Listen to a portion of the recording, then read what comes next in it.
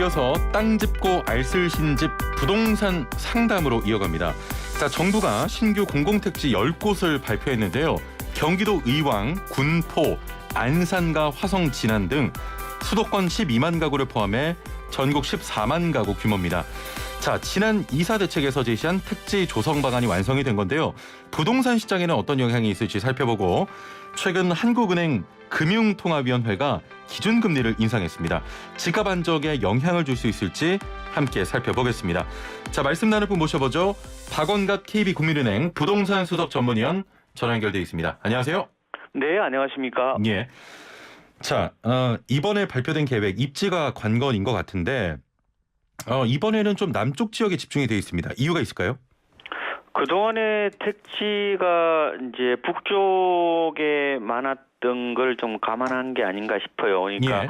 어느 정도 균형을 도모한 거로 생각이 들고요. 그래서 예.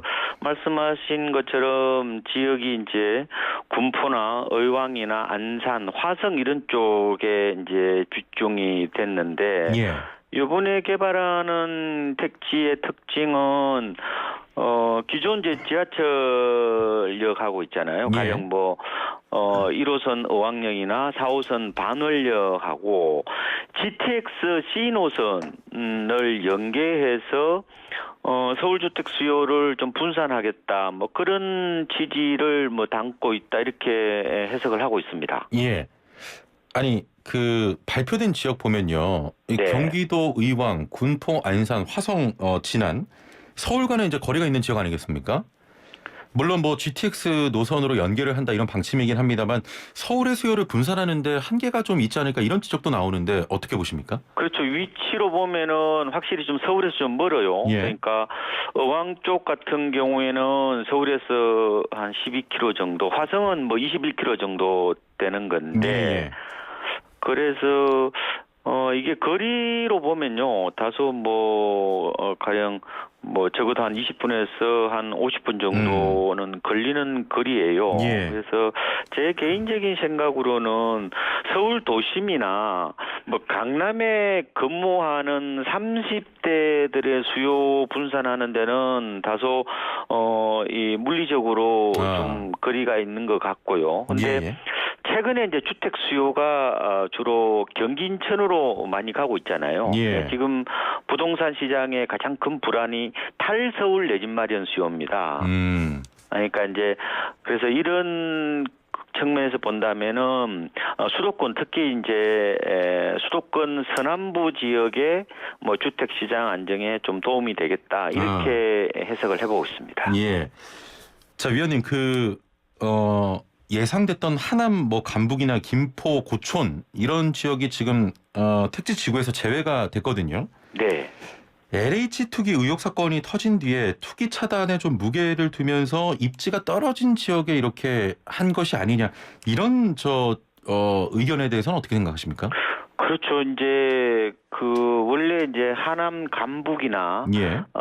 김포 고촌이 이제 오래 전부터 후보지로 올랐었죠. 예. 그런데 그동안에 이제 일부 투기적 수요도 있고 그래서 손바뀜이 많았나 봐요. 그래서 이제 이번에 신규 택지를 조사하면서 그런 이제 우려 부분들을 좀 일찌감치 좀 배제하자. 예. 그래서 이런 쪽으로 결론이 나는 게 아닌가 이렇게 분석을 하고 있습니다. 예.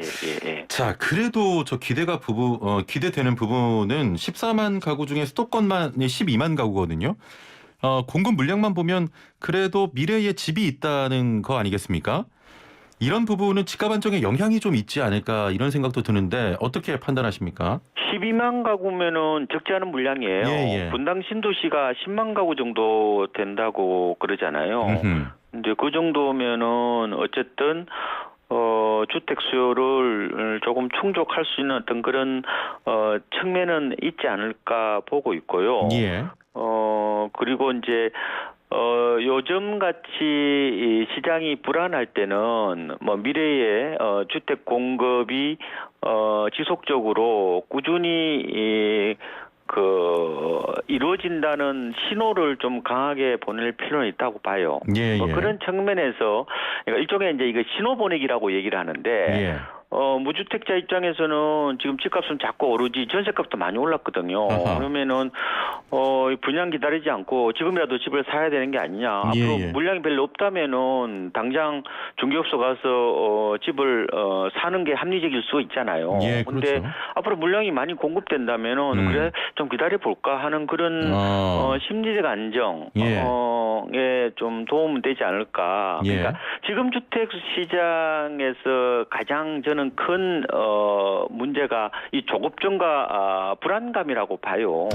그러니까 그러다 보니까 이 한꺼번에 이제 수요가 몰리면서 이른바 이제 그 도로공사 효과라고 있어요. 예. 도로공사 하면은 아무래도 밀리잖아요. 예. 이 병목 현상이 나타나는 건데 이거를 좀 늘어뜨릴 필요가 있다고 보는 겁니다. 그러니까 아하. 이연시키는 어떤 효과. 예. 이거는 좀 어느 정도 좀 기대해 볼 수 있지 않을까 예상을 해보고 있습니다. 예. 자, 이번에 발표된 그 택배 지구의 세종도 있거든요. 그렇죠. 세종의 경우에는 뭐 지금 상당한 집값 상승세를 보이고 있는 또 지역이고, 게다가 최근에 국회 분원 관련된 이슈도 지금 나왔습니다. 이번 택지지구 발표가 세종 지역의 집값에 좀 긍정적인 영향을 줄 수 있을까요? 그렇죠. 이번에 그 세종 연기에 한 6천, 조천에 한 7천 가구 정도 되거든요. 예. 근데 이렇게 되면은 세종시 생활권이 북쪽으로 약간 연장되는 그런 측면이 있어요. 예. 근데 세종시 집값이 진짜 많이 올랐습니다. 작년에 KB 아파트 시세로 보더라도 45% 올랐고요. 거의 제일 많이 오르지 않았어요? 예. 그 올 들어 7월까지 한 8.5% 올랐는데 최근에 약간 좀 주춤하는 양상이긴 하지만 결국은 집값의 어떤 장기적인